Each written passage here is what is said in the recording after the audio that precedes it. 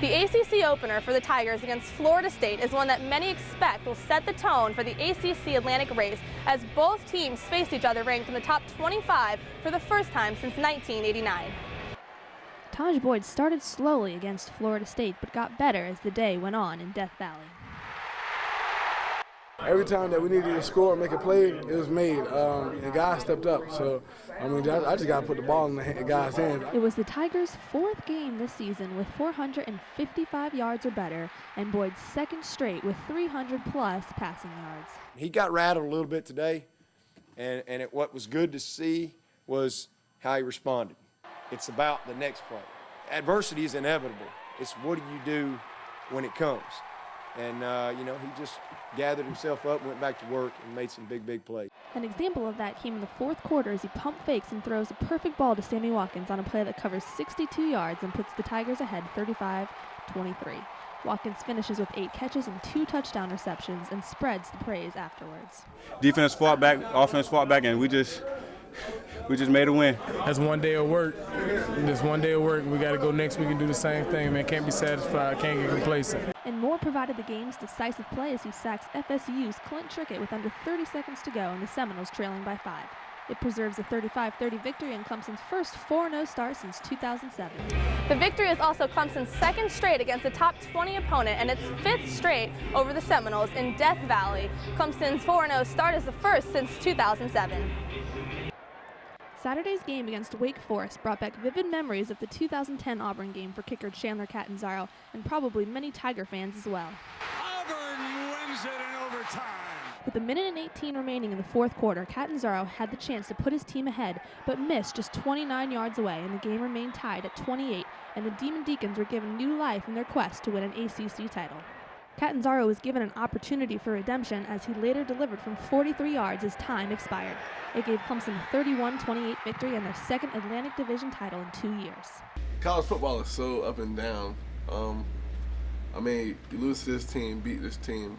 You just got to come prepared to play ready for each game, no matter who you're playing against. So I think one of the biggest things I learned this season and in life in general is how you bounce back from adversity and letting things go. And that's what this team has done. That's something that we do want to build here is a consistent program to the point where we're mentioned with the top schools each year, in and out. That's where I think that's where Clemson should be.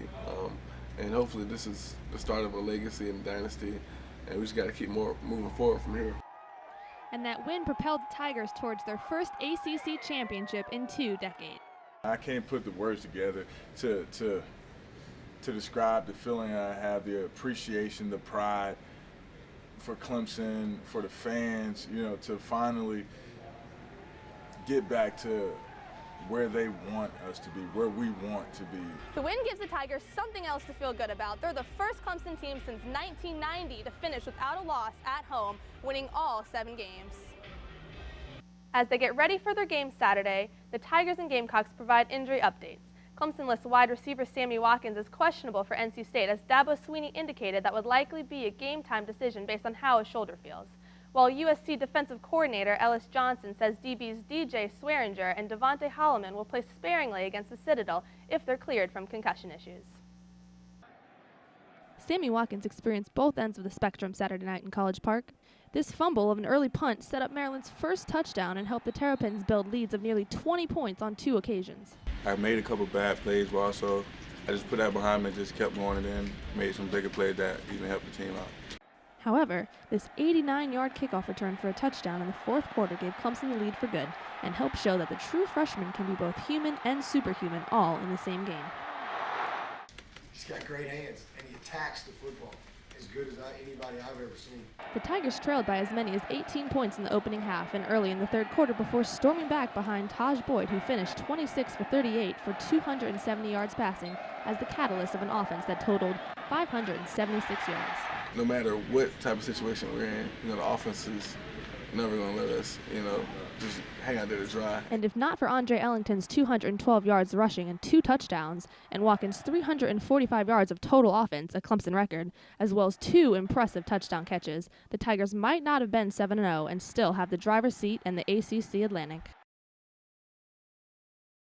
Today's matchup between the Clemson Tigers and Auburn marks the first real test for both teams this season. For us, it's simply just a great opportunity, and it's not often that you get the national champion to come to your place. We're going to have to play better because they're certainly the champions, and they deserve that until somebody knocks them out. I feel really confident in this team this year and our capabilities. So as long as we go out there and execute, I feel like this is going to tell it all, man, whether we're going to step up as a team and do what we have to do.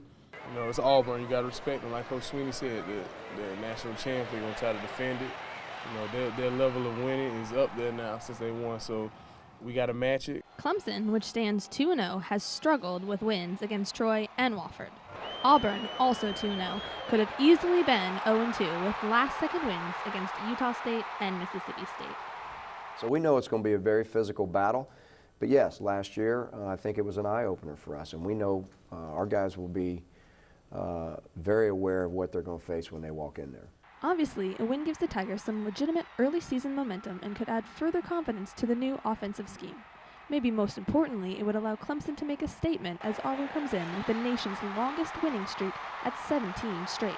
They're coming in here with a 17-game win streak, and you know, I got a lot of respect for them. You know, people say a lot of things about this team, the Auburn team, but you know, the thing I would say is they just find a way to win. Clemson is averaging about 470 yards per game, while Auburn averages about 370. On the other side of the ball, Auburn's defense is ranked 103rd and Clemson ranks significantly higher.